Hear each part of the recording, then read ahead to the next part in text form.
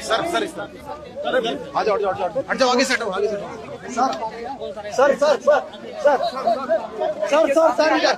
Sir इधर दिल्ली में जितने भी बच्चे हैं उन सब बच्चों को मैं अपना बच्चा मानता हूं। जितने भी दिल्ली के लोगों के बच्चे हैं, गरीबों के बच्चे हैं, अमीरों के बच्चे हैं, मिडिल क्लास के बच्चे हैं, उन सबको मैं अपना बच्चा मानता हूं।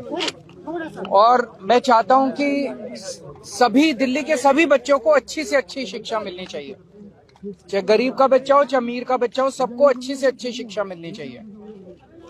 कई लोग ऐसे हैं जिनको भगवान ने साधन दिए हैं, वो अपने बच्चों को विदेशों में पढ़ाई करने भेजते हैं।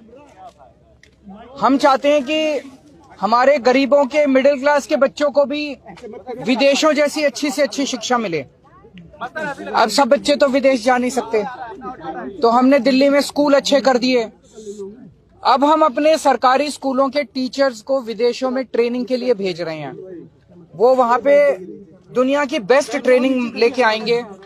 हम उन्हें फिनलैंड भेज रहे हैं। फिनलैंड दुनिया का वो देश माना जाता है जहां दुनिया में सबसे अच्छी शिक्षा फिनलैंड में दी जाती है। तो हम दिल्ली के सरकारी स्कूलों के टीचर्स को फिनलैंड भेज रहे हैं, वहां से वो ट्रेनिंग लेके आए और हमारे सरकारी स्कूलों में हमारे बच्चों को शिक्षा दें। अभी तक 1000 से ज्यादा टीचर्स की और प्रिंसिपल्स की हम विदेशों में ट्रेनिंग करा चुके हैं।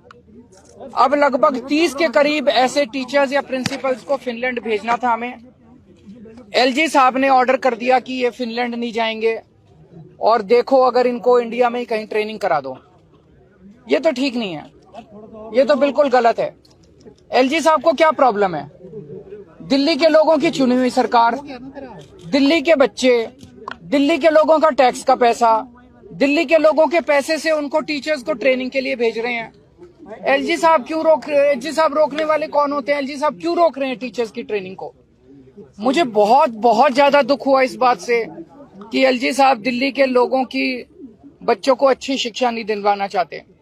मैं आपको सुप्रीम कोर्ट पकड़ना एक बार, मैं सुप्रीम कोर्ट का ऑर्डर लेके आया हूं। ये सुप्रीम कोर्ट का ऑर्डर है, ये देखो, सारे जने कैमरे पे दिखा दो। ये सुप्रीम कोर्ट का ऑर्डर है। इस ऑर्डर में लिखा है, सुप्रीम कोर्ट ने 4 जुलाई 2018 को बोला था, lieutenant governor of Delhi has not been interested with any independent decision making power. ये देखो, इसमें क्या है, ये सुप्रीम कोर्ट ने कहा है लेफ्टिनेंट गवर्नर को कोई भी स्वतंत्र निर्णय लेने का अधिकार नहीं है। ये 2 बार लिखा। उनको पता था एलजी एक बार में नहीं मानेंगे।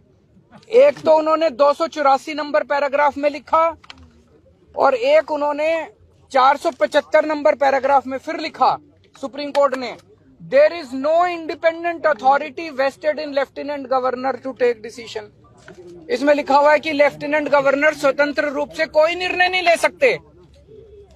सुप्रीम कोर्ट कह रहा है कि लेफ्टिनेंट गवर्नर स्वतंत्र रूप से कोई निर्णय नहीं ले सकते। फिर लेफ्टिनेंट गवर्नर साहब फिनलैंड की शिक्षकों की ट्रेनिंग को रोकने वाले कौन होते हैं? वो क्यों रोक रहे हैं? वो कहते हैं मैं सुप्रीम कोर्ट को नहीं मानता।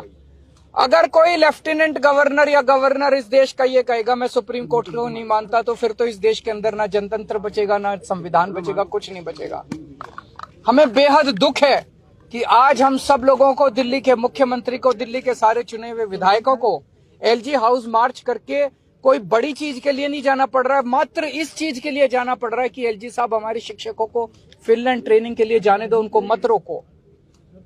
अगर दिल्ली का चुनाव हुआ, दिल्ली के 2 करोड़ लोगों ने वोट डाल के अपने मुख्यमंत्री को चुना, 70 में से 62 सीट दी, वो मुख्यमंत्री अगर अपने शिक्षकों को फिनलैंड ट्रेनिंग नहीं भेज सकता तो फिर क्या फायदा है ऐसे चुनाव का और क्या फायदा है जनतंत्र का? अभी हम सारे जा रहे हैं और मैं उम्मीद करता हूं कि एलजी साहब को अपनी गलती का एहसास होगा और वो शिक्षकों को ट्रेनिंग के लिए जाने दें।